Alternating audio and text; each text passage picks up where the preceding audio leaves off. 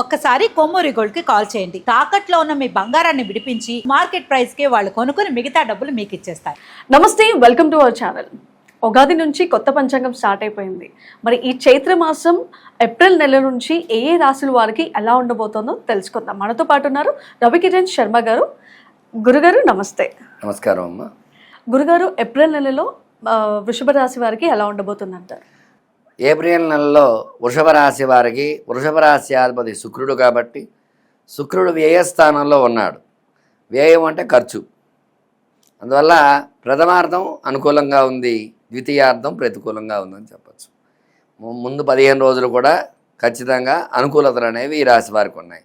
ఈ రాశ్యాధిపతి శుక్రుడు అవ్వడం వల్ల మీరు ఏ విషయంలో అయినా సరే ఓర్పు సహనంతో ముందుకు వెళ్తూ ఉంటారు. ఎందువల్ల అంటే మనీ పరంగా అధిపతి మొత్తం శుక్రుడే, ధనకారకుడు శుక్రుడు. ధనం అది బాగుండాలన్నా, స్థిరంగా ఉండాలన్నా, ఇప్పుడు వైద్య విషయంలో కానీ అలాంటి విషయాల్లో కానీ, కలెక్టర్ అలాంటి పొజిషన్స్, సినీ రంగం, సినీ పరిశ్రమ పొజిషన్స్ అన్నీ ఒక ఫైల్లో 100% మంచి పొజిషన్ ఉన్న గ్రహం ఏమిటంటే శుక్రుడు. అవన్నీ అనుకూలించేది శుక్ర భగవానుడు వాళ్ళ. ఆ గ్రహానికి అధిపతి ఈ రాశ్యాధిపతి శుక్రుడు కాబట్టి ఖచ్చితంగా వృషభ రాశి వారికి ప్రథమార్థం అనుకూలతలు ఖచ్చితంగా ఉన్నాయి. ద్వితీయార్థంలో కొంచెం ప్రతికూలతలనే ఉన్నాయి. ఆర్థికంగా ఎలా ఉందంటారు? ఆర్థిక పరంగా చూసుకున్నట్లయితే ఈ రాశి వారికి కొంచెం వరకు వ్యాపారంలో గత నెలతో పోల్చుకున్నట్లయితే ఈ నెల కొంచెం పుంజుకొని కొంచెం బాగుంటుంది, ఇబ్బంది ఏమీ లేకుండా ఉంటుంది. వ్యాపార పరంగా చూసుకున్నట్లయితే వ్యాపారస్తులు కొంచెం క్రయ విక్రయాలు బాగా జరుగుతాయి. అయినప్పటికీ కొంచెం ఖర్చులు అవుతూ ఉంటాయి. ప్రథమార్థం బాగుంది కాబట్టి గతంతో పోల్చుకుంటే గత నెలతో ఈ నెలలో కొంచెం బాగుంది అని ఊపిరి పీల్చుకునే అవకాశం వ్యాపారస్తులకు అది ఖచ్చితంగా ఉంటుంది. ఆరోగ్యపరంగా ఎలా ఉందంటారు వృషభ రాశి వారికి? వృషభ రాశి వారికి ఆరోగ్యపరంగా చూసుకున్నట్లయితే వ్యయస్థానంలో శుక్ర సంచారం జరుగుతుంది రాశ్యాధిపతి. దానివల్ల ఏమిటంటే చిన్న చిన్న ఇబ్బందులు ఉన్నాయి, పెద్ద పెద్ద మేజర్ ప్రాబ్లమ్స్ అయితే ఏమీ లేవు. చిన్న చిన్న ఇబ్బందులే కాబట్టి గురుబలం అది ఉంది, తద్వారా అనుకూలతలు వచ్చే అవకాశాలు ఉన్నాయి. తృతీయ స్థానంలో కేతు సంచారం అనుకూలంగా ఉంది.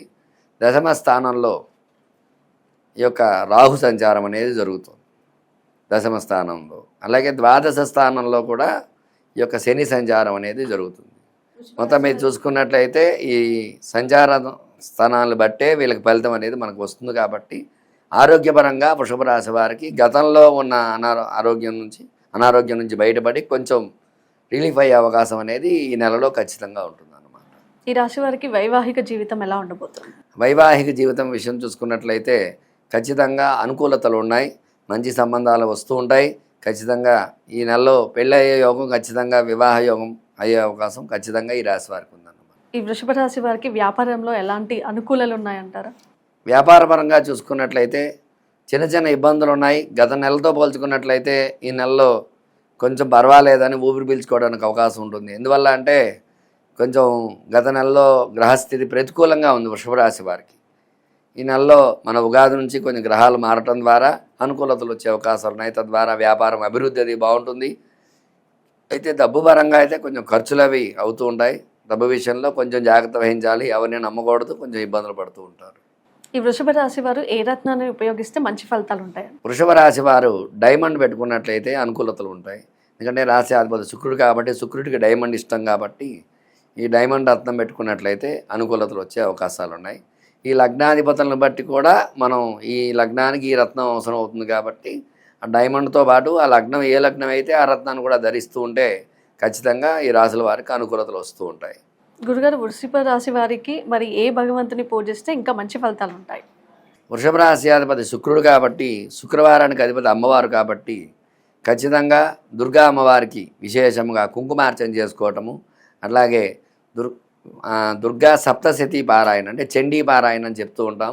ఈ చండీ పారాయణ చేయించుకున్నా సరే మంచి అనుకూలతలు వచ్చే అవకాశాలు ఖచ్చితంగా ఉన్నాయన్నమాట అండి. అలాగే ఈ రాశ్యాధిపతి శుక్రుడు అవడం వల్ల శుక్రవార నియమాలు పాటించడము, ప్రతి శుక్రవారము అమ్మవారి గుడికి వెళ్ళి అమ్మవారి గుడిలో 21 నిమ్మకాయలతో ఒక మాల అమ్మవారికి సమర్పించి ఆ మాల మెడలో వేసుకున్నట్లయితే అమ్మవారికి నరదృష్టి, నరఘోష ఇట్లాంటివి కూడా ఉంటూ ఉంటాయి ఈ రాశి వారికి.